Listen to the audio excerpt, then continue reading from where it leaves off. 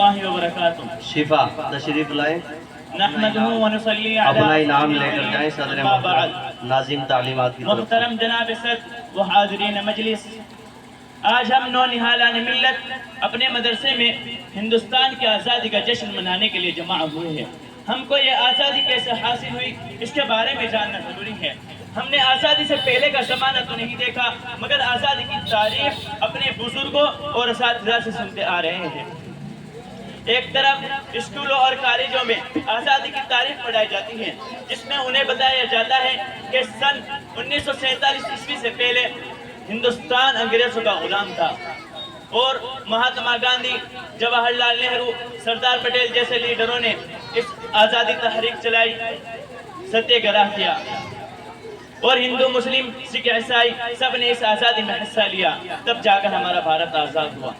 मेरे दोस्तों, हिंदुस्तान की आज़ादी के लिए जिस कौम ने सबसे ज़्यादा कुर्बानियाँ दी हैं वो मुसलमान कौम है। मैं आपको बता दूं कि हिंदुस्तान की आज़ादी के लिए अंग्रेज़ों के खिलाफ जिस सपूत ने सबसे पहले तलवार उठाई वो सूबा बंगाल के नवाब सिराजुद्दौला थे।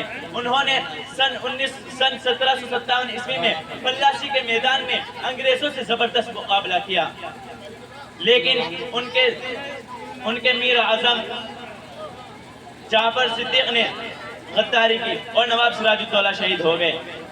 फिर उनके बाद सुल्तान टीपू रहमतुल्लाहि अलैह ने अंग्रेज़ों से हर जगह जमकर मुकाबला किया और हर लड़ाई में अंग्रेज़ों को हराया, लेकिन आखिरी जंग में उनके वज़ीर आज़म मीर सादिक ने गद्दारी की और नवाब सिराज और सुल्तान टीपू रहमतुल्लाहि अलैह की सन 1799 में शहीद हो गए। फिर उलमाए हक़ में सबसे पहले हज़रत शाह वलीउल्लाह मुहद्दिस देहलवी रहमतुल्लाहि अलैह ने जिहाद हुर्रियत का बिगुल बजाया। फिर उनके साहबजादे शाह अब्दुल अजीज ने जिहाद का फतवा दिया, तो सैयद अहमद शहीद राय बरेलवी रहमतुल्लाहि अलैह और मौलाना शाह इस्माइल शहीद रहमतुल्लाहि अलैह ने ज़बरदस्त लड़ाई लड़ी और मुसलमानों ने खुलकर इनका साथ दिया। लेकिन सन 1831 ईस्वी में ये हजरात भी मौजूदा पाकिस्तान के शहर बालाकोट में शहीद हो गए। फिर हजरत हाजी इमदादुल्लाह मुहाजिर मकी रहमतुल्लाहि अलैह और हजरत मौलाना कासिम साहब नानोतवी रहमतुल्लाहि अलैह, हजरत रशीद अहमद गंगोई साहब रहमतुल्लाहि अलैह, हजरत हाफिज सामिन शहीद रहमतुल्लाहि अलैह की क़ियादत में सन 1857 ईस्वी का इंक़िलाब हुआ। लेकिन अल्लाह तबारक व तआला ने हिंदुस्तान की किस्मत में अभी भी गुलामी लिखी थी और इंक़िलाब नाकाम हो गया और अंग्रेज़ों ने मुसलमानों को पकड़कर फांसी देनी शुरू की। 14,000 उलमा इकराम को फांसी दी गई, 50,000 मुसलमानों को कत्ल किया गया, लाखों को बेघर किया गया। मेरे दोस्तों, मैं आप लोगों को मुस्तनद तारीख के औराक से ली हुई सच्ची कहानी सुना रहा हूँ। एक लंबी तारीख को मुख्तसर तौर पर बयान कर रहा हूँ ताकि हम अपने इस्लाम के कारनामों को जानकर फख्र से कहें कि इस्लाम के हिंदुस्तान के सरजमीन पर हमारा पूरा हक है। ये हमारे बुजुर्गों की अमानत है। किसी शायर ने कहा है, वो किस्से और हो गए जिनको सुनकर नींद आती है, वो किस्से और हो गए जिनको सुनकर नींद आती है, मगर सच्ची कहानी से अमल बेदार होता है। सन 1857 ईस्वी के बाद इनक़लाब, सन 1857 ईस्वी के बाद 1866 ईस्वी में हज़रत मौलाना कासिम नानोतवी रहमतुल्लाहि अलैह और उनके अहबाब ने दारुल उलूम कायम किया, जिसका मकसद ये था कि दारुल उलूम देवबंद से तहरीक आज़ादी के सिपाही और इस्लाम के दाई और आज़ादी के सिपाही पैदा हो। लिहाजा दारुल उलूम देवबंद तहरीक आज़ादी का सबसे पहला और बड़ा मरकज़ बन गया।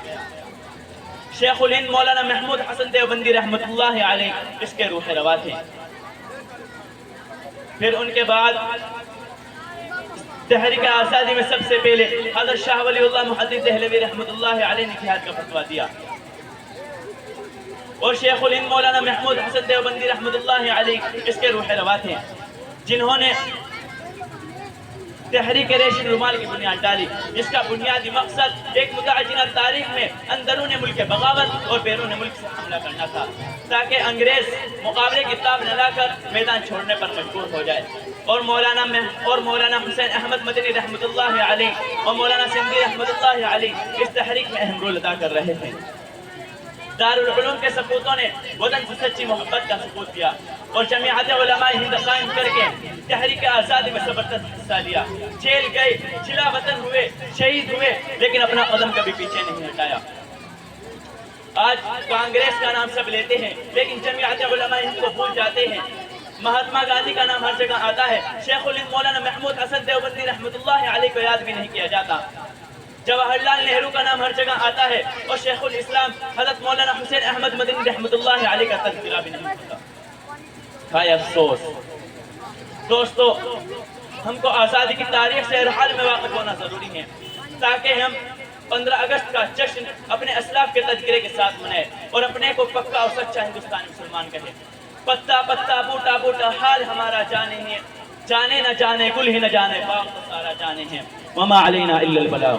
ماشاءاللہ، یہ چند لفظوں میں ہمارے ملک کی تاریخ تھی. جس طریقے سے ہمارے ملک کو غلام بنایا گیا تھا اور انگریزوں نے یہاں رہ کر آہستہ آہستہ اس کو اپنا پاسباں سمجھ لیا تھا، اپنی حکمرانی سے یہاں پر زندہ کر دی تھی اور اس ملک کو ایسا سمجھ لیا تھا کہ یہ ہمارا ہے. لیکن اسی کے بیچ یہ کھڑے ہونے والے علماء جن کو آج ہم نے بلا کر رکھ دیا ہے،